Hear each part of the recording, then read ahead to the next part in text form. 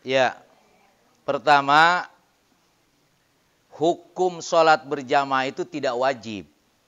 Sunnah muakkadah. Tetap. Ya. Walaupun ada yang berpendapat wajib. Tapi secara umum, jumhur ulama lebih menyatakan sunnah muakkadah. Kalau dalilnya yang wajib mana?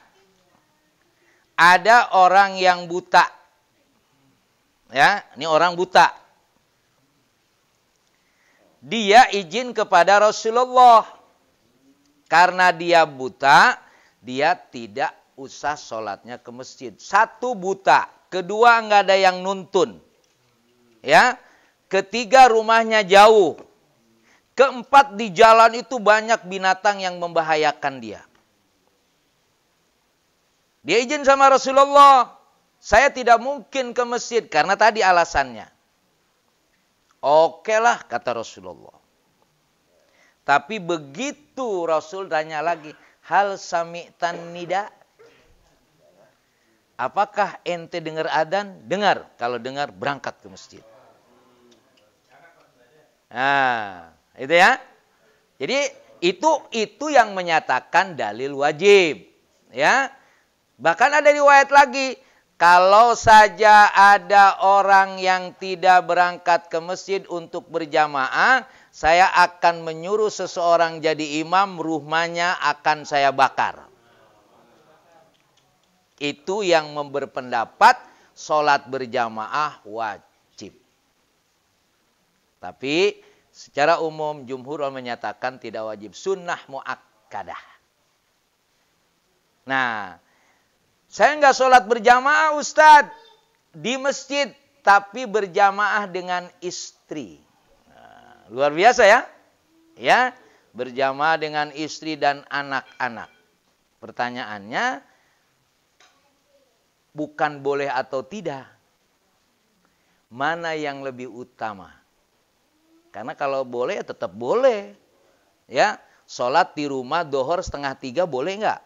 Boleh, kalau bicara boleh. Kalau seumur gini masih nanya boleh mah ya tekor kita. Iya, itu mah buat bocah kecil. Baru. Boleh nggak Pak, saya sholat subuh 6:30? Boleh kalau buat anak kita. Ya, iya. Karena nggak boleh, waktunya udah habis. Ya udah besok dia kagak sholat lagi. Ya, jadi ini pengalaman anak saya dulu. Kalau subuh tetap saya bangunin, alhamdulillah nggak bangun. Iya kan? Cuma dia sadar kalau dia dibangunin oleh kita. Begitu kita pulang dari masjid, dia masih tidur. Kita bangunin, bangun, sholat subuh. Pinteran dia, Pak udah 6:30, waktu subuh udah habis. Buat kamu boleh. Iya. Ya buat kamu boleh. Nanti dia tahu sendiri kan. Ya, kalau ya udah kalau itu nggak usah sholat, besok begitu lagi dia. Nah, jadi tidak bisa dijadikan ukuran bahwa tetap sholat berjamaah bagi bapak-bapak itu tetap sholatnya lebih afdol di masjid. Tidak ada alasan lebih baik seolah-olah berjamaah di rumah. Kecuali mungkin hanya beberapa hari buat mendidik di rumah boleh. Sifatnya proses pendidikan dulu. Boleh mungkin untuk membiasakan anak-anak yang di rumah supaya waktu sholat dia sholat. Itu boleh, tapi sifatnya sementara untuk pendidikan.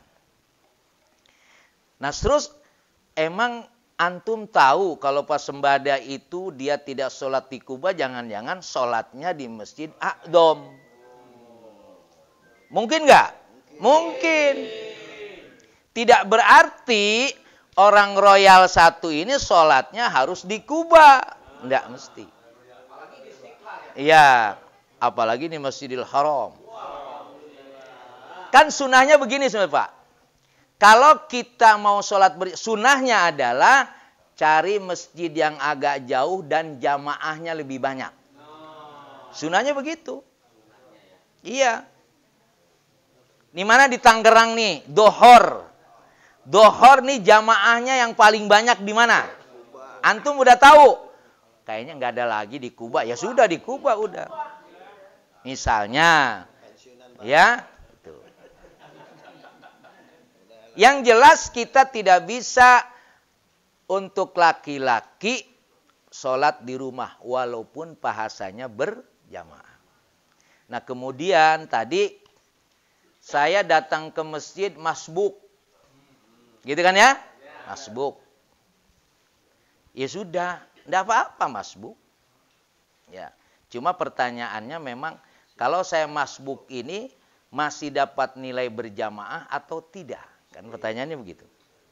Ya, ada yang berpendapat tidak, tapi ada yang berpendapat iya. Nah, ngambil yang iya aja dah kalau gitu. Ya, yang nguntungin dah. Ya. Nah, cuma memang kan sebetulnya ketika kita mendengar suara adzan itu supaya bersegera. Kenapa? Usahakan kita pada shop yang pertama. Kan ada datang seseorang kepada ya Rasulullah, akhbirni bi amarin udkhilul jannah. Berikan kepada saya informasi atau ajarkan saya satu amalan yang saya bisa masuk surga dengan amalan itu. Apa kata Rasulullah? Oke, satu, jadilah ente muadzin.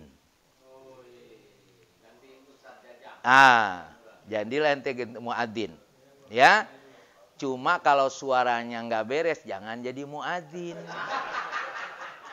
Walaupun orang datang juga ke masjid, pengen ngelihat dong siapa tuh yang adzan tuh, gitu doang dia.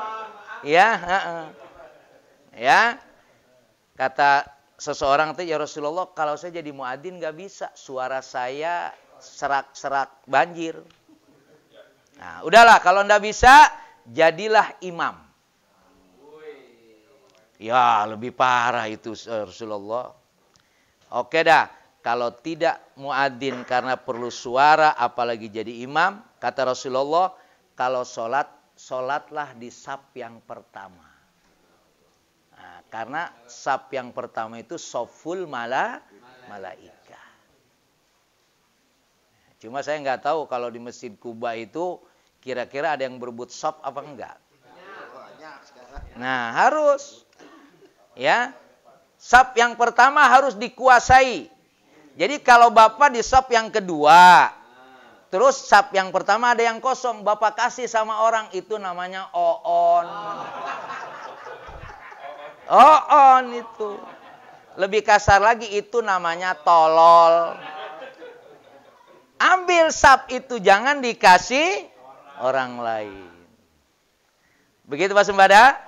Ya. Wallahu a'lam bishawab.